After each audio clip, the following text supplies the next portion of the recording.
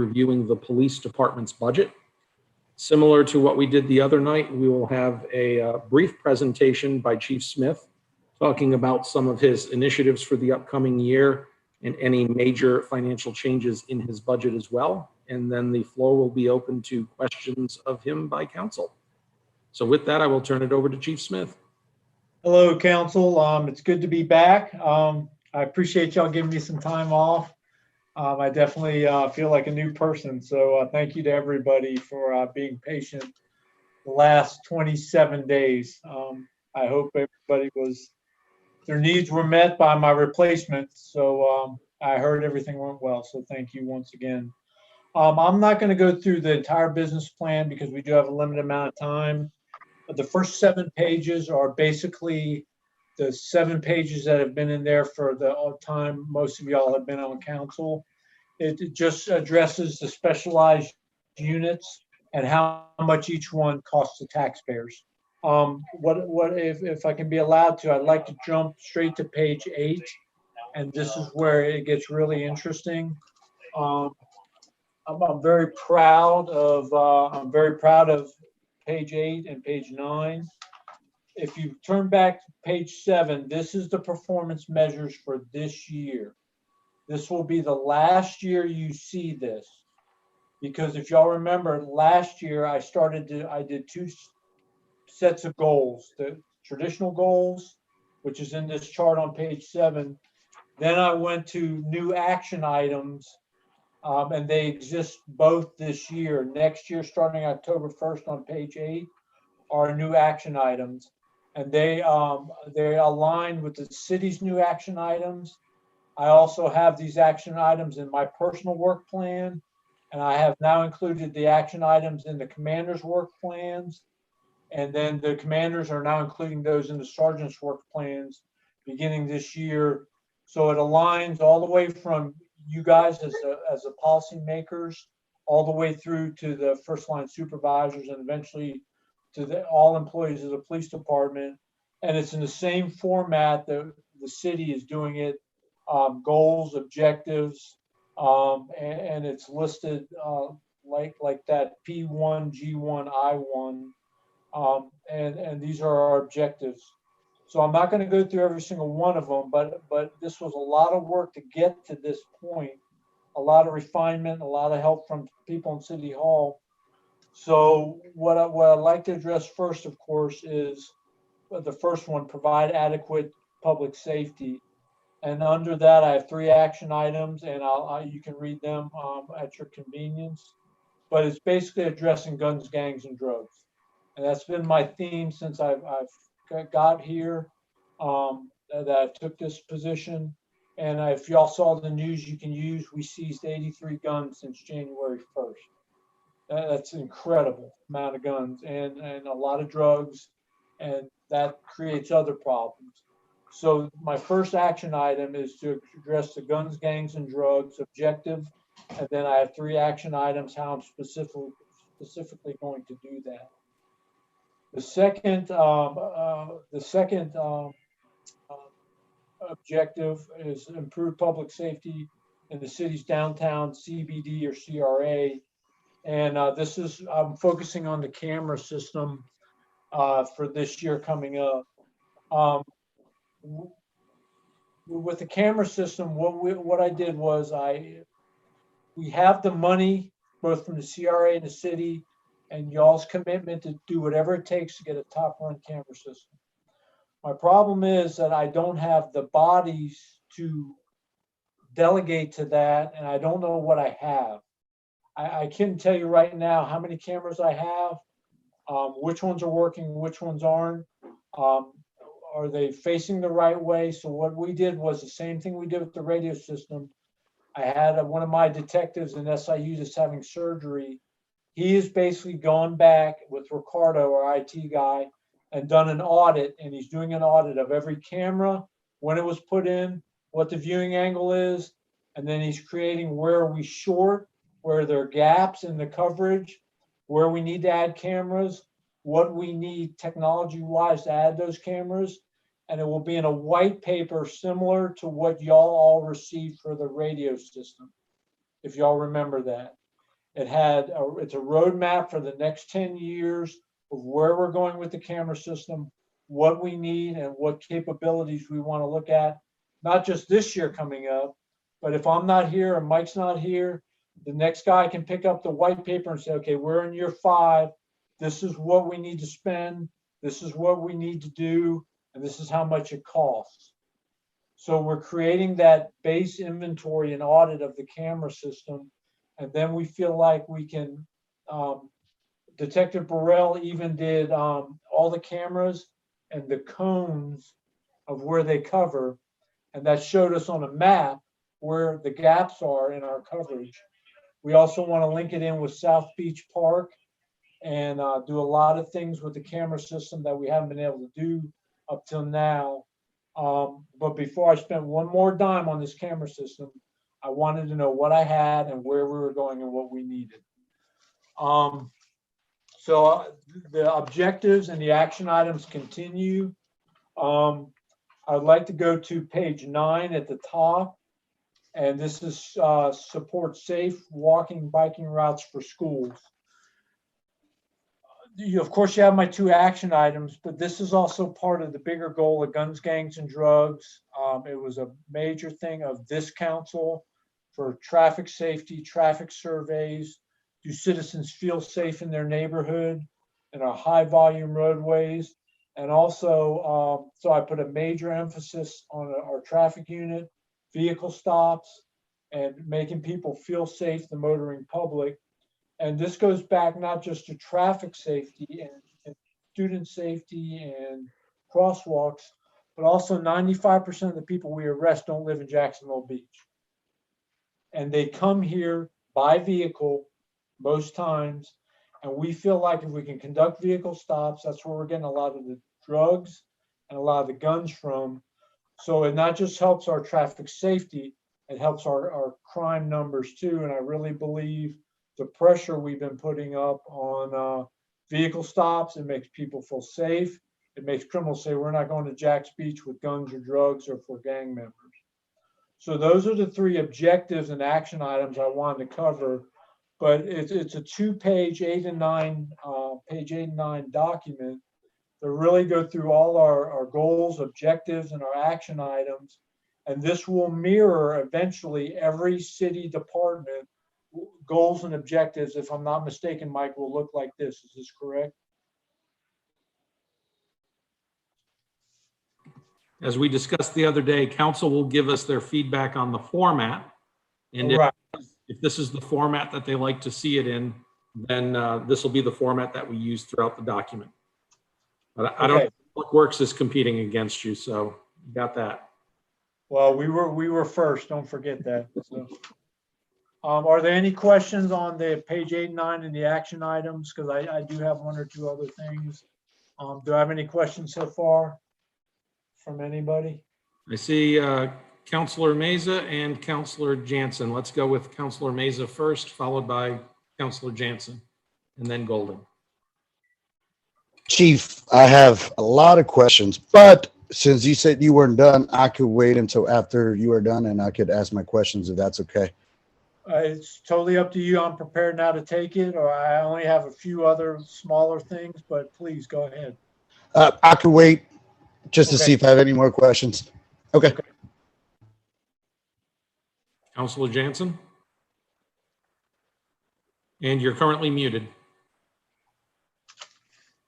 First off, let me just say congratulations on doing a great job with Orange Crush and a good job overall. I'm really impressed with your agency and all the good work that's being put forward.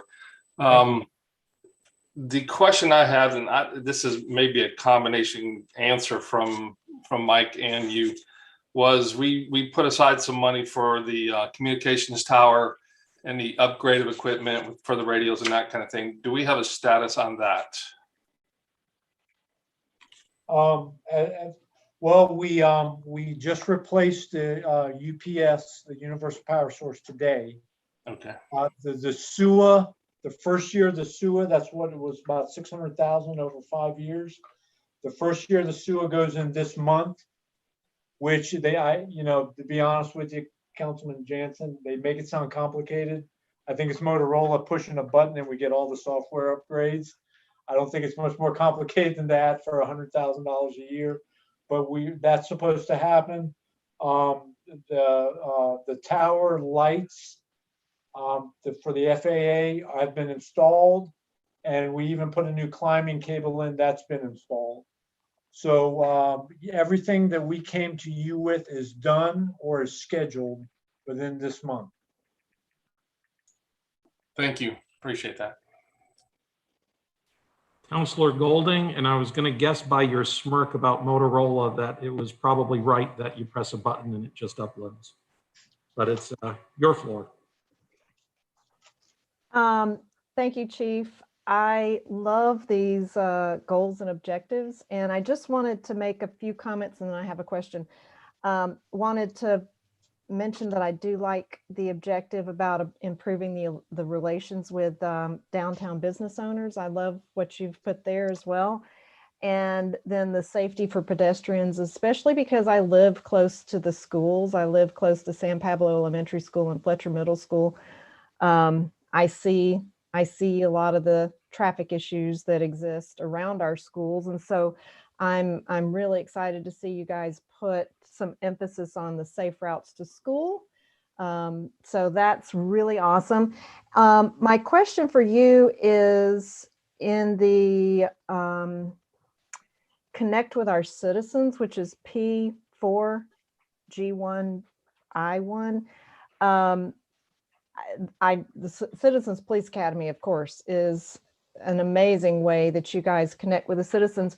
But I'm just wondering if are you thinking about any other ways that you may want to try to connect with the citizens? One of the things I was thinking of was social media. I know you're doing a good job with social media, but is that another way that you may want to connect with the citizens, outside of the police academy or anything else that you guys could do? Because I think anytime that you do connect with the citizens, it's so valuable. Yes, if I think I understand your question, it does say an objective 1 through social media, through our Facebook. And we have a couple people that are really good at it. I kind of backed away from it. My News You Can Use, which is done by email, but also we're redoing the website, the whole city. So that's another way. We're very excited about what our new website's going to look like. Very dynamic for recruiting purposes, for citizens, user-friendly, and the city has contracted, as I'm sure you know, to redo that, and that'll be up and running in September. So other than Facebook, the problem is when I get into Twitter and Instagram or all these other platforms, I don't have the people to devote to update all those platforms. So I'm trying to keep it simple.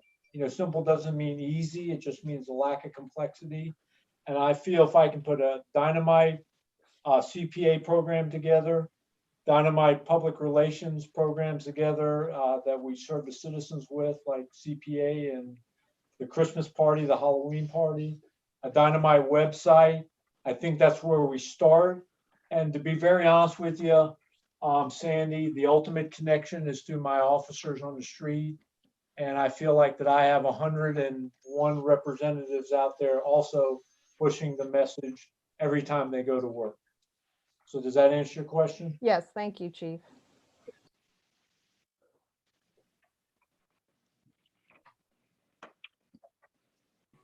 Back to you, Chief. Okay, I'll continue. The next thing I wanted to cover is just an item of interest. I'm sure some of y'all caught it.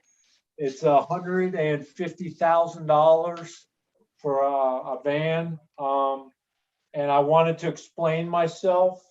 All y'all went through CPA and y'all saw the truck we use for SWAT and special operations. We got that in 2005 after a real bad hostage barricade where a couple people were shot and a young girl was killed. And I was piling all my gear in the street. And at that time, the city manager and chief said, we're not going to pile gear in the street. You need a vehicle. So we bought a secondhand used box truck, took it to Tomoka State Prison, and the prisoners at a program where they build you a truck like we have, like all of y'all seen. Problem is, I have about 10 containers of damp rid in the back now because it leaks. I can't keep any gear in there because it gets soaking wet and ruined. And I have to keep it on constant charger because it won't start when we need it. So that's the first part of the problem. Second part of the problem is it's not armored. And I'll explain that in a minute. It's just a regular box truck. So we spent about $60,000 on this in 05 secondhand. We've had 76 since then, 76 missions using that truck. We've used 122 training days, and we used 120 public relations days. So the truck has been used. That's not counting when we used to use it as a command post downtown and everything else. I probably could have used it 15 or 20 more times in the last 2 years. And this is where it gets really important. In the last 2 years, I'm sure you know what we faced from 4 demonstrations that went well to large special events. I'm becoming increasingly concerned about some of those things, and I need a vehicle, and I'll explain why here in a minute. Concerns, SWAT call outs. We had a call out in the mayor's neighborhood a couple weeks ago. I had my officers literally taking cover behind trees and cars. That's not cool. Those days are long gone. I need something armored to transport a team up, and I need a shield. I need something to put my officers behind when they're negotiating or getting ready to make entry. Also, we supposedly a guy from a stolen car broke into a firefighter's house. He had a lot of rifles and about 5,000 rounds of ammo in there, and we thought he was in there, and so did the homeowner. We also had a near call out last week with another guy with a rifle. So similar to the shootout they had in Volusia County with the 14 and the 12-year-old girl and boy, I don't know whether y'all heard about this. They had their officers hiding behind trees and cars too. Not cool.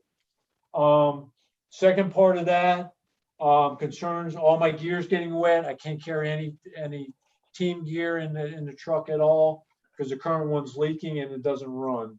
We've had numerous times that doesn't run when we need it. For special events and protests, I could have used it for Orange Crush.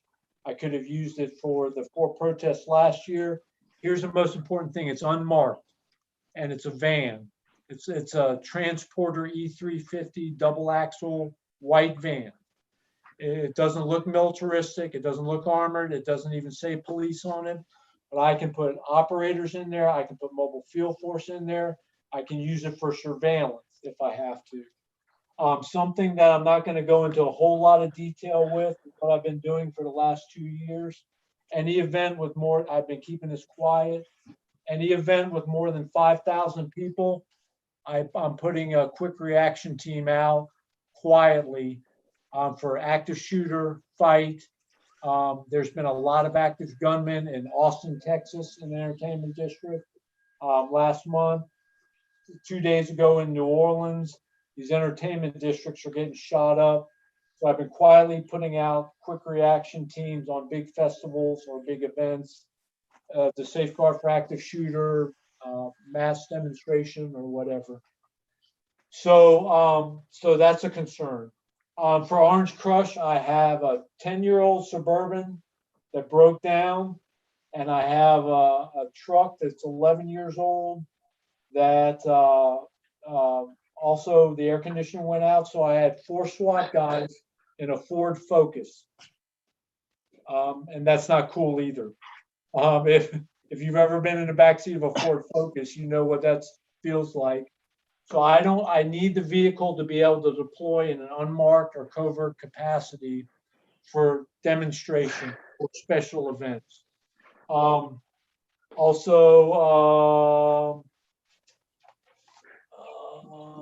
Okay, so I'm coming to the end now. Let me just bear with me. Going through my notes. Plus is it's covert and it's unmarked, it's armored. I can use it with the SWAT team during call outs, search warrants. I can use it for mobile field force. I can use it for a quick reaction force. The keys will be in the patrol keyboard. So any patrolman can grab it and we can run a citizen rescue. We can run an officer rescue. Anybody can use it, and it's actually armored. We can use it as a shield. We can use it for covert surveillance. It's a 15 to 20-year vehicle. This will be the last time in probably any of our careers that y'all will hear this from me. It's definitely in mine. This should last us for 15 to 20 years. It's being paid for by seizure money, federal seizure money, not general fund money. And it's the, believe it or not, the least expensive option that I could come up with. Most people are spending $250,000 on similar vehicles. We're getting the van for about $150,000, and it's everything we need. And also the good news is the city of Largo just bought one, Mike's old city. And I've also talked to the chief, and I also talked to the SWAT commander, and they love it. St. John's has one. They're very versatile. So that's good news too. It's on state sole source state bid. This has been a long time coming. I think it's time, and I would not ask for this unless I absolutely feel it was a necessity. The time to not to have one in a city as busy as ours, with everything going on, those times have come and gone. If I were to call Jacksonville, there's a minimum of an hour wait before I get a vehicle out there that can do the same thing that this vehicle can do. And we're not driving it, we don't control it. So I think it's a plus for us. I went a little long, but that's my pitch, because here's my concern for y'all. I wanted y'all to have the information when voters or taxpayers or citizens call you saying we're getting a tank or an up-armored Humvee, or that's not the case. And why are you spending $150,000? I wanted to give you that information so you can answer questions, so Mike can answer questions, and so y'all have full disclosure of everything we're going to use this vehicle for and why I think it's important. That's my pitch for the night. I guess I'll take questions or take a beating or whatever y'all want. Well, we'll go to Councilor Meza first. All right, Chief, I hope you're ready. I have a few questions. But I do agree. When people are complaining about, oh, why are you spending so much money on a tank or Humvee? Well, you really can't put price on public safety. And that's my opinion, personal opinion, because of the neighborhood I grew up in, California. So what's going on over here? Uh-oh. You playing with Play-Doh? Jacob, your mic is on. Okay, Chief. On your P1, objective 1, and your actions 1 to 3, I completely agree, and I am a fan of it. On objective 1 of your P1, G1, I too completely agree. I have questions for that on the security camera system. I know we have some around the city of Jacksonville Beach and around City Hall and certain corners of the avenues. One of the things that I was thinking, or ideas that I've come up with before, do we plan on putting some security cameras around the city lots just to monitor the parking lots, especially when it's busy? And I know all your officers are in calls, and if something was to happen, I know you don't have the manpower to monitor the cameras 24/7, but do you think that could be feasible in the near future, especially since we have the money from the CRA? Yeah, yes, I do, Councilman. And currently we do have some in the parking lots. The problem is we have holes in the coverage. My SIU guy that's getting surgery, he identified 46 places to put additional cameras. And, when I about fell out of my chair when he said that. But when I looked at the coverage maps that he prepared, we might not need 46, but we need a bunch, and we're going to put them, especially coming in and out of the parking lots. We want to be able to get tags. We want to be able to monitor the parking lots. We want a big view of the beach. We want a big view of downtown for traffic reasons. So yeah, we're looking at about a total of 76 cameras someday, just in our downtown area, along with license plate readers. But once again, that comes at a cost. That's 76 cameras we have to clean. That's 76 cameras that are taking up storage on hardware. That's someone's got to do that, and I have one part-time one IT guy and a guy that's getting surgery. And if you've never been in our command post, some of y'all have. I have 4 80-inch TVs that I can only get about a view of 20 cameras on. So when I have 76 cameras, I don't think I have that much space on the wall. So everything has a cost. It's a give and take. But yes, there are lots of holes downtown, and we want to try to cover those holes in coverage. Absolutely. Okay, as long as it's getting addressed soon or in the near future, I think I'm okay with it. I do love the fact that, you know, you guys are trying to improve the relationship with downtown business owners. I think that goes a long way, and it means a lot since you guys can't be around. We are your ears and eyes. As you know, I'm here at the rec on the boardwalk 24/7, so I see a lot of things, and definitely like that relationship. And obviously on the improving safety for pedestrians, do love that. But also, actually last week I was driving on South Beach Parkway and the lights were flashing. I stopped, but there was many vehicles that did not stop and people were walking. I know I've seen officers out there doing traffic education or citations. I have an idea. I don't know if this is worth it, but I've seen some departments around this, the nation where they'll have someone in a yellow vest push the button, they're walking across, and they'll have officers standing by and they'll pull over whoever does not stop. That's just something I think that could be worth it. Connecting with citizens, again, that's great. And obviously on your attracting and retaining qualified, highly motivated officers. In the near future, in the long term, the next 2, 5, 6 years, do you see an increase in police officers in Jacksonville Beach Police Department? I'm always honest with you. Yes, I do. I do. Mike and I are beginning those discussions. We kind of began last year. And my big thing, Councilman, was let me get full and see what full looks like, because we've never seen full here.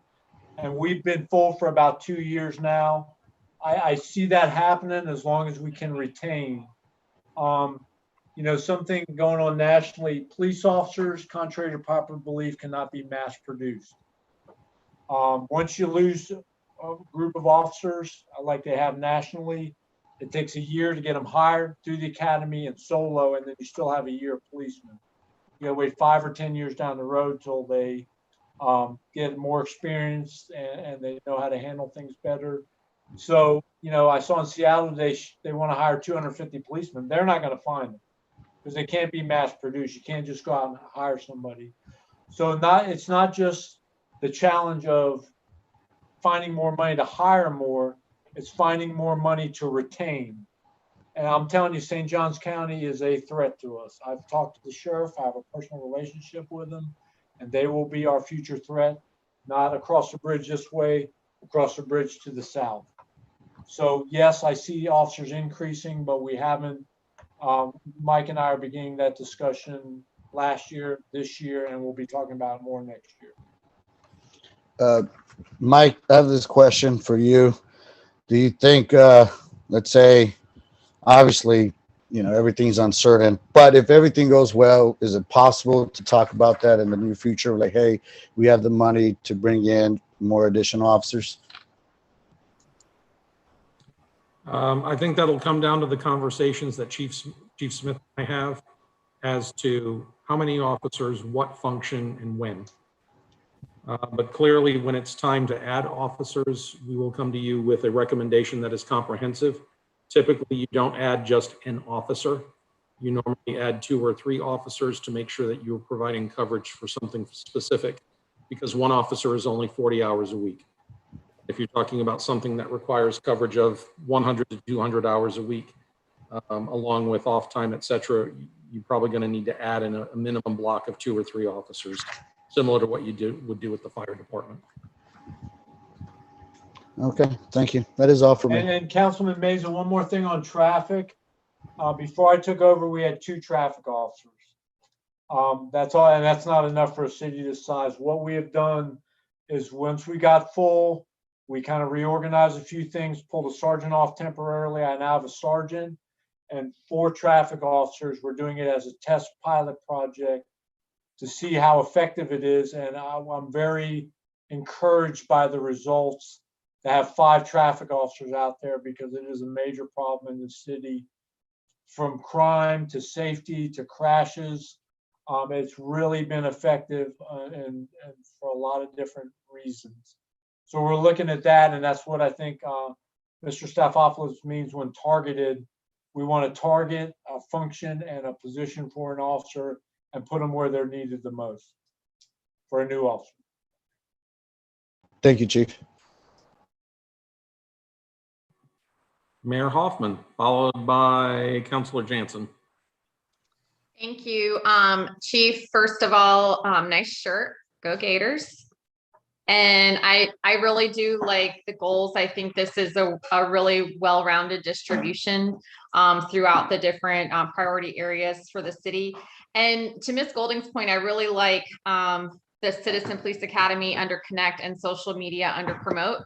And I think that your team has been doing a really great job with, relatively new Facebook page, not only enlisting aid of citizens, but sharing Throwback Thursday photos and things like that to help kind of create a feel-good relationship with the police department and the community. So that's going very well. I have been in that SWAT vehicle, and I am glad to see that on our capital budget. And from the amount of people that have talked to me about that, it's everyone's kind of united in that being a big priority within the police department. But the other item that I've heard a lot about is the Cape lot and the potential for air conditioning. Is that something that's on the radar at all? Yes. Yes, we are getting that done. We put a split in the restroom, and we're putting a split in the office, and we're getting internet service down there. Just a 30-second history. I was not in control when that building was built, and neither was any of y'all. And the decision was made to build it like it was. We envisioned we could have done so much more with that building, and now we're having to go back to retrofit. So when I came back from vacation, that's the first thing I asked about.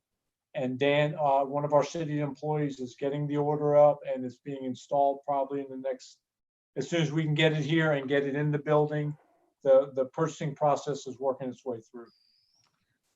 Okay. Yeah, I was on council when it was built, but I think we all know the history behind that particular parking lot and building. Sorry, little foster dog here. Are we going to ask for license plate readers from the state legislature again? Or is that TBD? I'm hoping third time's a charm. Okay. And then since I think it was Fernando brought up the South Beach Parkway crosswalks, I have had some citizens comment that the signs say yield to pedestrians, where the ones on Penman say stop for pedestrians. So I think we just have a discrepancy there. So as we get our citizens used to those, we're handling them differently. So I think it would make a lot of sense to change the one on South Beach to stop. I don't know if there's a reason we can't do that. But I think that would be hopefully a simple fix to provide some consistency from one place to the other. I'll start working on that tomorrow. That's a good point. I'll start working on that tomorrow. Okay, thank you so much. Councilor Jansen, followed by Councilor Meza. Just piggybacking off of Councilor Meza's comment about staffing, I like to see a well-staffed police department. By chance, do you know the per capita rate we have for our living population and or transient population as far as officers are concerned? That's a very difficult formula. I can tell you the per capita for permanent population, we're way over. And for visiting population, the problem is I can only estimate visiting population. Some media sources, like the Daily Beast, about 10 years ago, said was 8 million visitors. I think that's a little high. Certainly we're in the millions when you look at 365, the businesses, the people driving through the city, the people visiting the beaches and the bars. And another thing I found, a beach city councilor is always high on the ratio, like Daytona Beach, Fort Myers, some of the Fort Lauderdale, some of the beach cities. Miami Beach is usually high in ratio officers compared to citizens. So if we compare our ratio of 67 officers to 20,000 population, 22,000 population, someone from the outside with no other information would say, wow, y'all got a lot of policemen for such a small population. But of course, when you look at the influx and everything we deal with,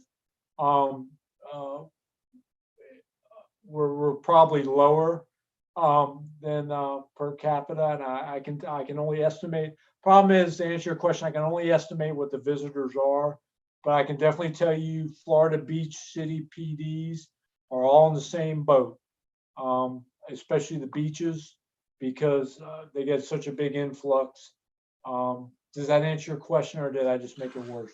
No, you did. Thank you. And just to kind of piggyback again on what Councilor Meza said, if the need comes up, please don't hesitate to at least, make the ask. So I'd like to make sure that safety is priority number one. Thank you. Councilor Meza, followed by Councilor Golding. Chief, there's a couple questions that I forgot to ask. First is about the van that you plan on getting. I'm assuming if there's a call out in Neptune Beach and in Atlantic Beach, I'm assuming you guys will assist them with it, since we're the only ones that will have it.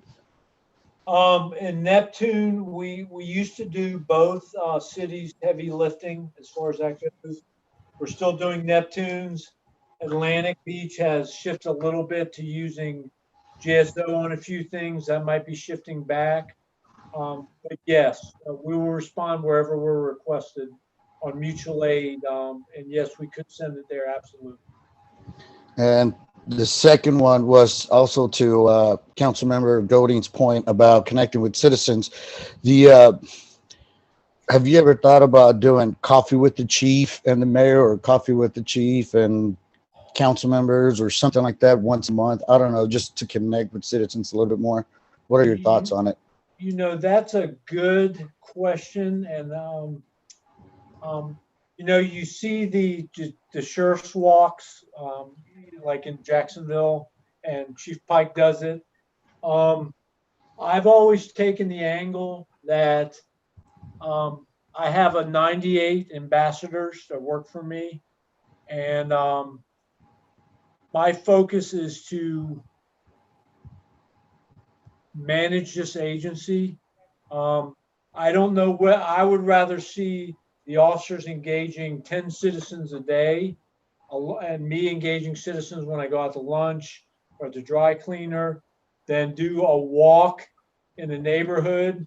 And coincidentally, the walk will have the media tagged along and my whole entourage. I just don't see it as personally, I don't see it as a benefit, because I have 98 other ambassadors. Certainly, if people want to meet with me or want me to do that, I certainly will. I have an open door, and I have an open line of communication with all my staff. I just think my focus should be on making 98 ambassadors instead of me having coffee a couple times a month for just random purposes. If it's for a reason, like a Beaches Watch meeting, totally understandable. It's my personal philosophy, but Councilman, I'm flexible on that. Okay, I just want to hear your thoughts. Thank you. Councilor Golding, followed by Councilor Nichols. Chief, you there was some discussion about the current staffing, and you said that we've been full for a couple of years now. I know that we've got both animal control positions that are open right now. Where do we stand on that? And do we have any other open positions? We are 3 weeks out from getting 2 brand new animal control officers. One has experience. The other one actually worked here as a sworn police officer about 5 years ago. She left, and now she's coming back as animal control officer. We have a lot of hope with these 2, and they are about 3 weeks out from starting. I've been decimated in records. I'm down to a supervisor and 3 vacancies. We thought we had 2 good employees in there. One had to leave for her kids. She was having some childcare issues. The other one, it wasn't us. She just wanted to move on. So that has been a challenge to fill records. We have an awesome supervisor. So that is a challenge. Animal control is a challenge. And we also have 2 vacancies, but I got like 10 applicants. And those 2 vacancies were from 2 retirements about a month or 2 ago. So, we're going to have those. So when I say full, yes, I have 2 positions, but I got 4 people ready for the final interview with me next week. And they've been processing the whole time. Dispatch looks pretty good. I'm down only 1 or 2. So overall, I'm in good shape. So does that answer your question? Yes, thank you. I appreciate it. Counselor Nichols.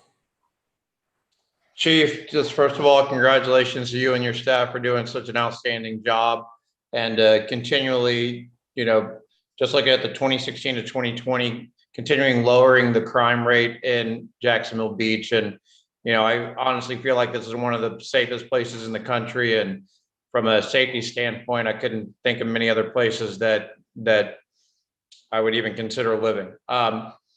With that said, the non-lethal force, can you give me an update on tasers? I know the tasers that we have are outdated, and where do we stand on getting some additional non-lethal force items included in your for your officers? Actually, Mr. Staphopoulos and I have talked about that. We wanted to do a demo and a workshop for you on non-lethal, because that's a move that we wanted to move to.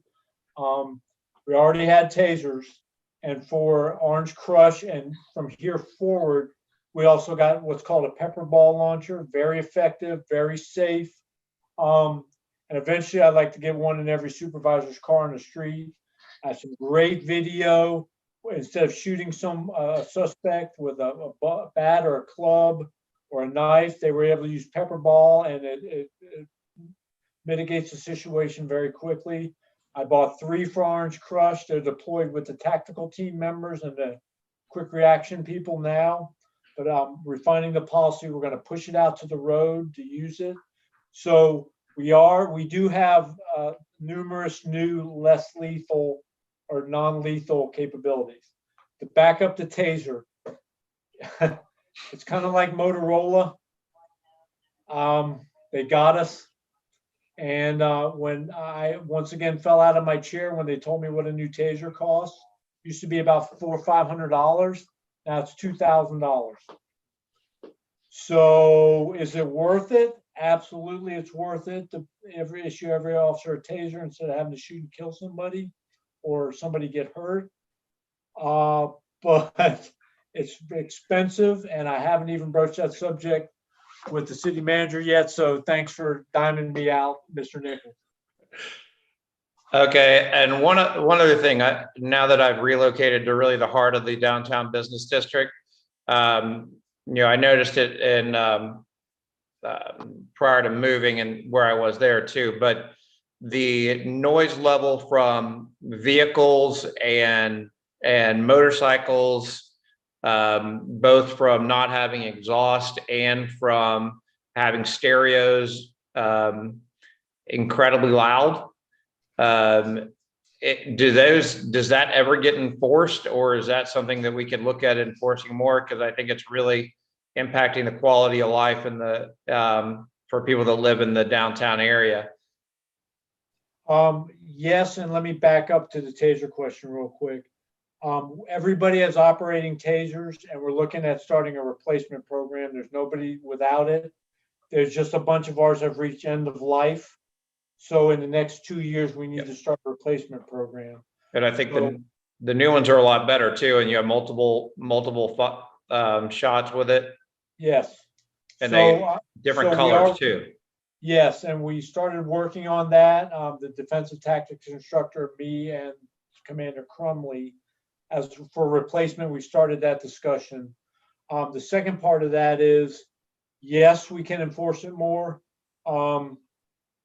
What's good, I guess, is I was never able to enforce that before because I had fights, I had disturbances, I had people pass out drunk in the street, I had sexual batteries, I had people carrying guns. So the good news is, yes, absolutely, we can focus on that. I see a couple of y'all nodding your head, and I will put the downtown Cape on that quickly. Mobile noise, we're going to have to go with our city ordinance. The mobile noise ordinance and state statute, I have to check. A couple of years ago, it was ruled unconstitutional. So they advised us not to enforce that anymore, but there certainly is a city ordinance that we can enforce. And also, Councilman Nichols, what's a good point is we don't have to write a ticket for that. That's probable cause for the stop. Right. And we can warn, we can write a written warning. And what I like is I can get into that car, I'm not ashamed to say it, and look for guns, drugs, and gang members. So we will make that a priority. I don't see why we cannot. We got enough time now. It was not on the top 10 things a year ago or 2 years ago because of everything going on down there. But certainly we can make that a priority if that's what y'all like to hear. Thank you. Okay. And great job, by the way. Thank you, sir. Councilor Dumont. Thank you. I have a quick, easy question. Did you hear about the funding yet from the Justice Assistance Grant? And the thing, it says July, but we're in August. Just in August. So I just don't know if it's been brought in yet. Yes, that's a good question, and bear with me. I have it right here. The JAG direct, that's straight to us. It's usually a small amount, is $9,000. It was 40 or 50 years ago, so that'll tell you. And it's funny, Councilwoman, when it gets down to about $5,000, it costs more to administer the grant and run it than the benefit of getting the money. So yes, that's $10,000. And the countywide Justice Assistance Grant is 40. Sorry, I rearranged this business plan. Is 40. I don't have an amount yet. It's for like $44,000, and I'll get you the exact amount tomorrow because the amount just came through. But what we're doing with that is we bought it this year, and next year we're buying patrol vehicle with it each year. So what we're doing is we're offsetting the cost from the general fund and buying those darn expensive vehicles, like the darn expensive tasers and the darn expensive radios and everything else. We're buying them with the second dollar funding to keep our patrol fleet as new as possible and offset general fund costs.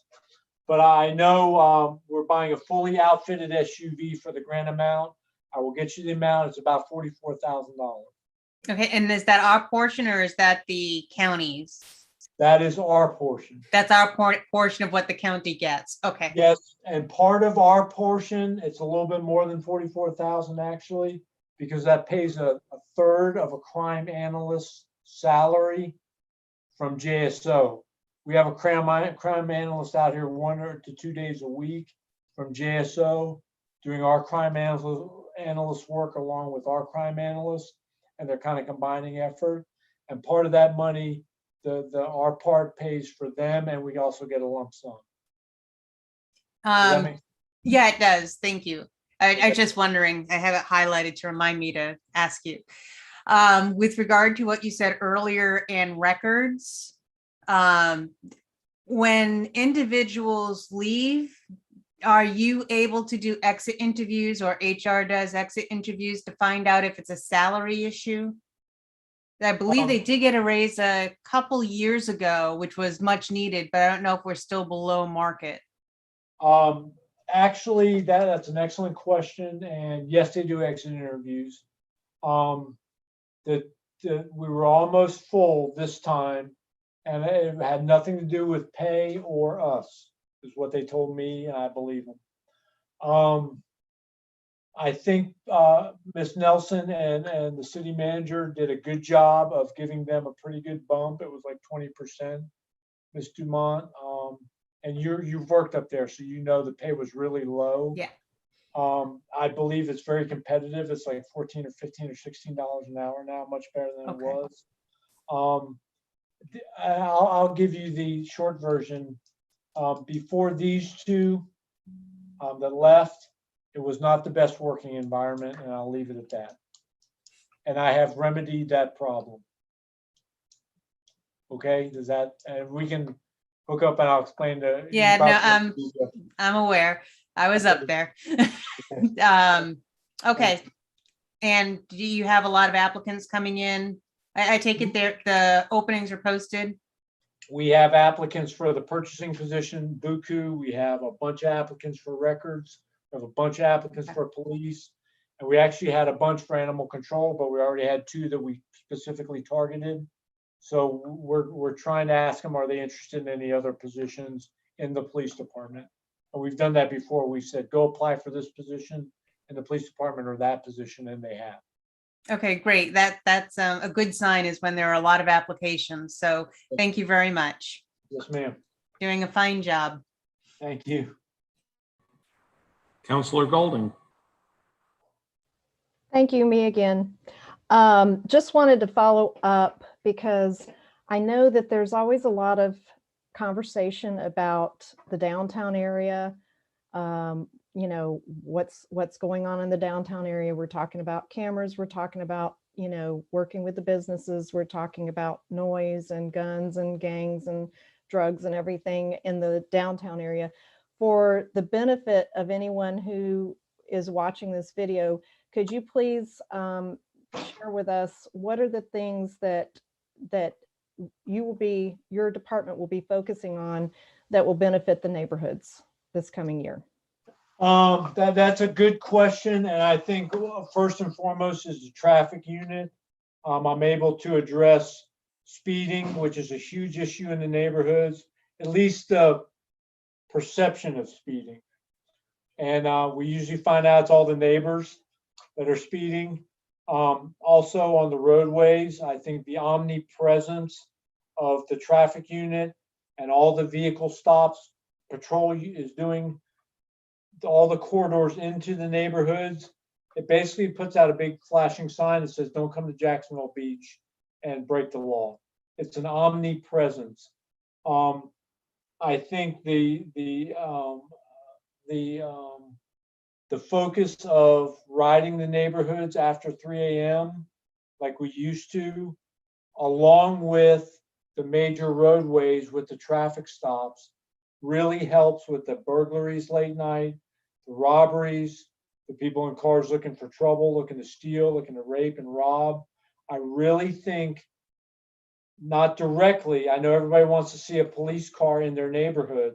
I got 5 people out there right now, including the sergeant, right now. I can't, and answering calls and everything else. So I have to target where I get the most bang for the buck. And I really think if you come in this city looking to commit a crime and you see 2 cars stopped on Beach Boulevard, 2 on Penman, 2 on A1A, and policemen that seem like they're everywhere, I really believe it's a direct reflection on the neighborhoods and everything else. Would I like to be able to put people more in the neighborhoods and ride bikes or walk or ride around? I just can't do it now, manpower wise, but let me put my thinking cap on and see what I can do. No, I just appreciate, I know that there are things that you're doing. I just wanted to make sure that that anyone who watched this would be able to hear some of the things that you're doing. Thank you. And also you get the news you can use, and the midnight, 9:30 to 6 a.m. or 6:30 p.m. I got some really Dan Watts, and there's one sergeant, and David Cohill is the other. And these guys are out there, guys and girls are stopping everything that moves, going out on every suspicious vehicle they see parked somewhere. They are really creating hate and discontent out there in a good way. And that directly affects the neighborhoods. I really believe that. That's where all these guns and drugs, we're finding people parked in the street ends, driving around the neighborhood at 4 o'clock in the morning. This is where it's leading.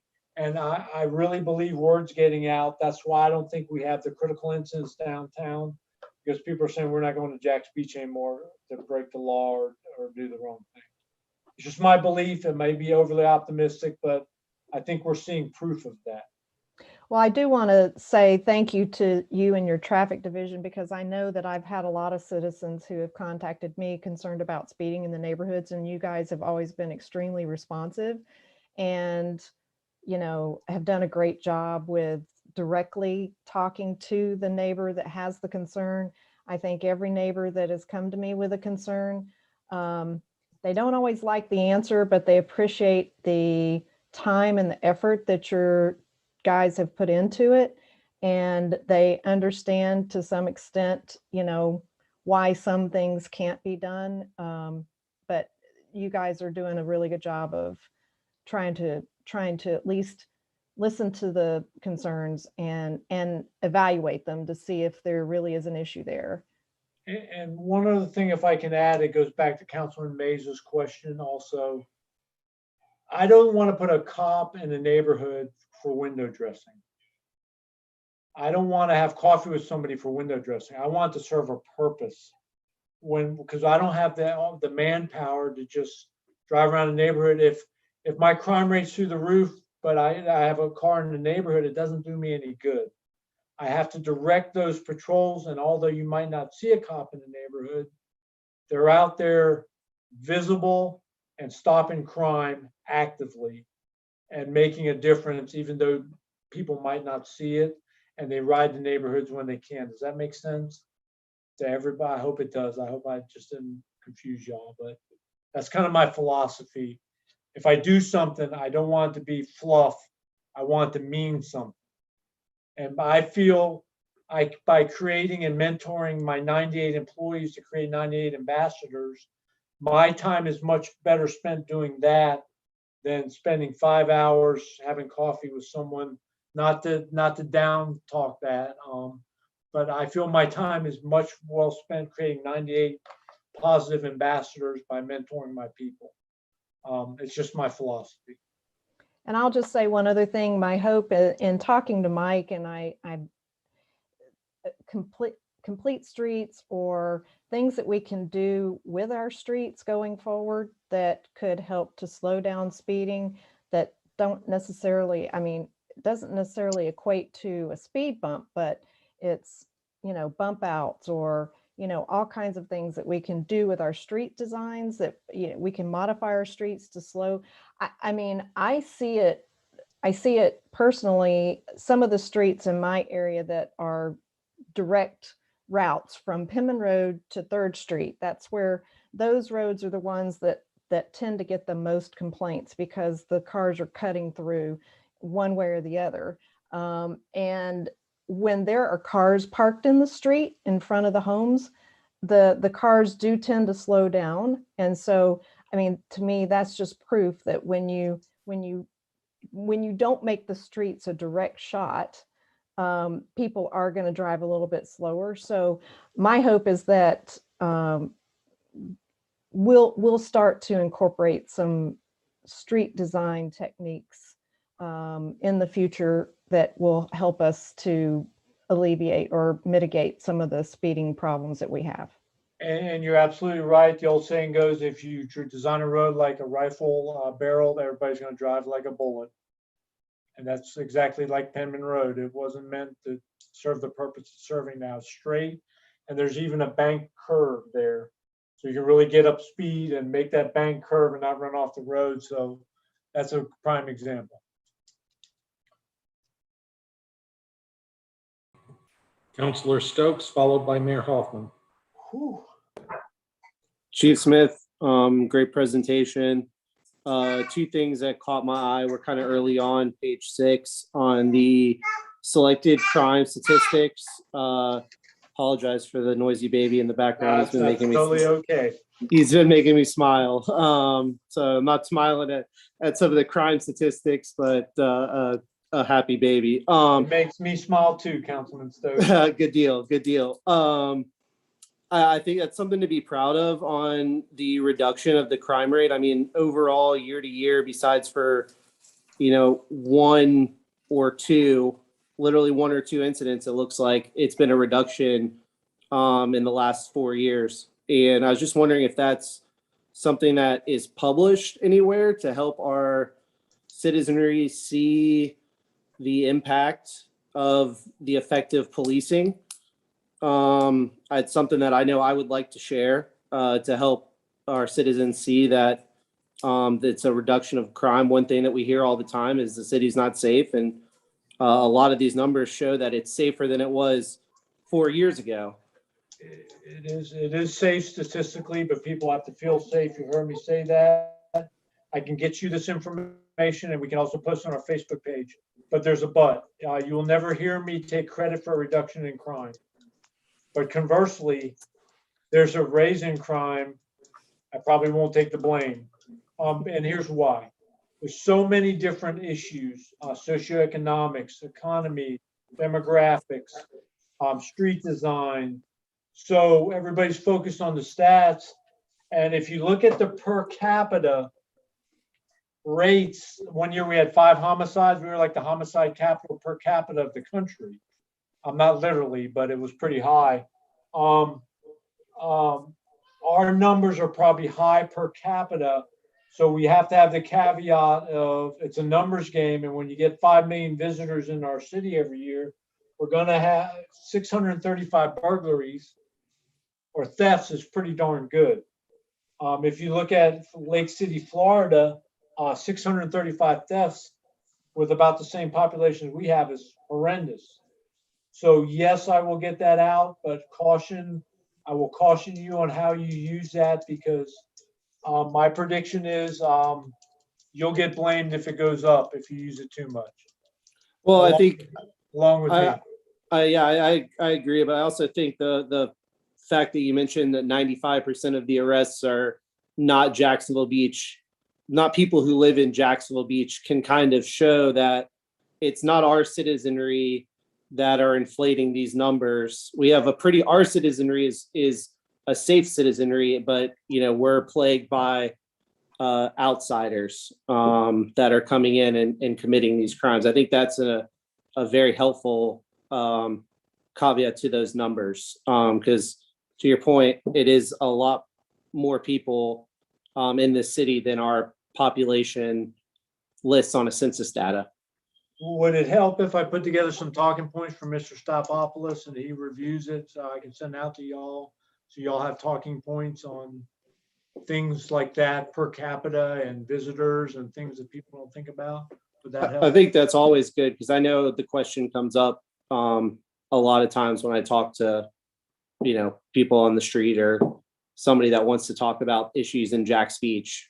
They always like to talk about public safety, and I try to tell them Jack's Beach is a very safe place. It's the people who come in, like you mentioned, 95% of those arrests. That's where a lot of the public safety issues come from. The other one, I saw your note that the performance measures will be reevaluated with our strategic plan. I was wondering if there's any thought in looking into the customer service survey, because as you know, that was one thing we talked about in our strategic planning sessions.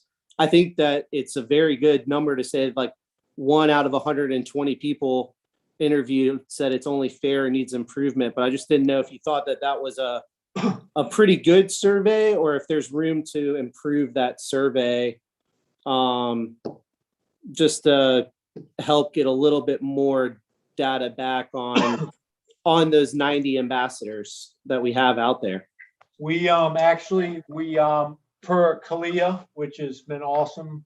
It's been my sword and my shield, like I told you, accreditation. We're supposed to do quarterly surveys and a biannual survey every 2 years. What we've moved to do is they will accept our quarterly surveys, and then we put 240 quarterly surveys over 2 years together. We extrapolate information, and the 240 is a much better response rate than we got them going out in flyers. We're only getting about 5%.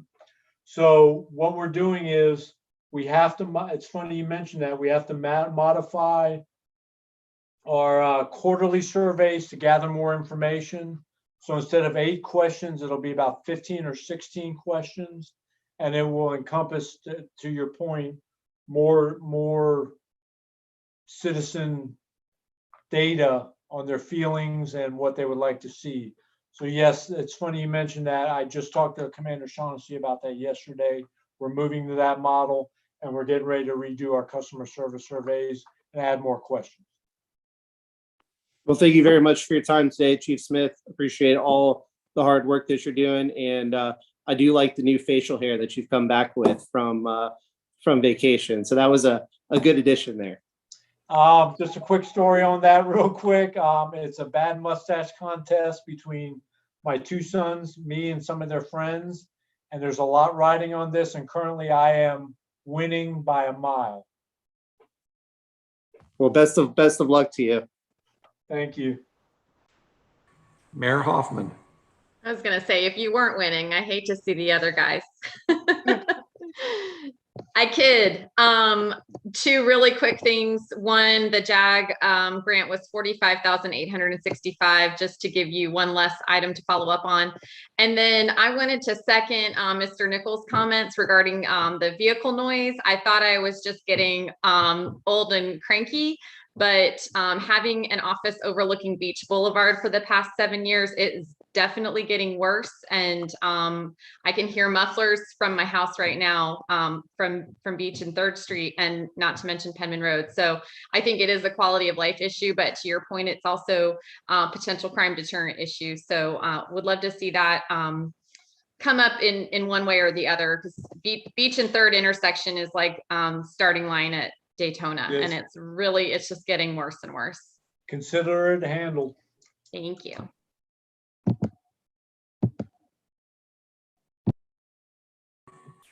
Councilor Meza. I just wanted to chime in on Chief's mustache.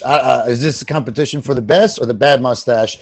Because I think if I would have gone into this competition, I think I would have won. That's the worst mustache ever. No, it's for the worst mustache, and I think you and I are tied. Yeah, I'm trying my best to hold it together here, but it's kind of getting tiring, so I might shave it off soon. Councilman Meza, don't give in. Keep the faith. Hey, I'll do my best. Well, if they're seeing no further questions from council, that wraps up our review of the police department budget tonight. We don't have any more budget reviews the remainder of this week, but we do have one next Monday, starting at 5 o'clock by Zoom. We will be reviewing Public Works, Planning and Development, and the Redevelopment Agency budgets. And then we will have a Zoom briefing that starts up at 6:15 later that night. So thank you all for joining us tonight, and we'll see you on Monday. Thank you. Thanks, Chief.